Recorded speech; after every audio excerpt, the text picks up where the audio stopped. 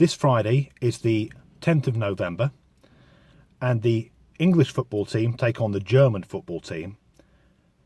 And notice there I stressed it's the football team. A lot of people go, oh, this weekend England take on Germany. That's not what happens. It's two groups of mentally subnormal sex cases chasing a bag of wind around a field. I don't know what the game is about. I have no interest whatsoever in football.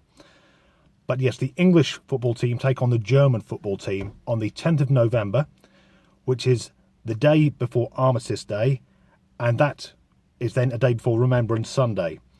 And the reason I'm mentioning it is that apparently the players from both teams have agreed to wear black armbands with poppies on them.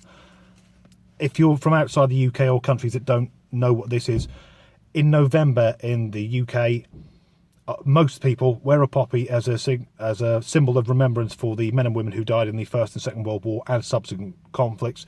I wear one here. I also got a small one I wear on my work shirt.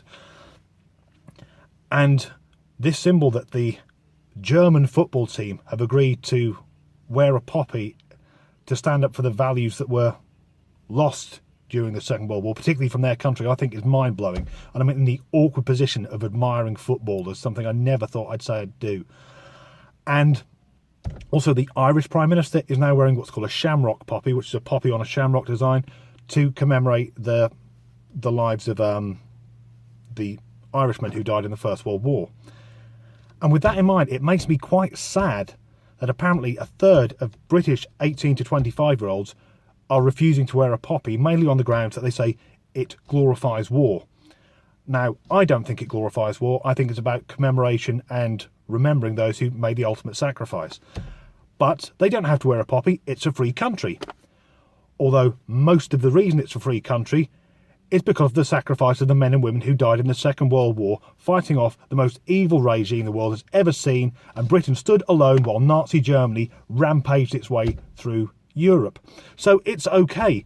Those people, they've got the right not to wear a poppy, and I've got the right to say that a third of 18 to 25-year-olds are ungrateful, spoiled little cunts who don't know how good they have it.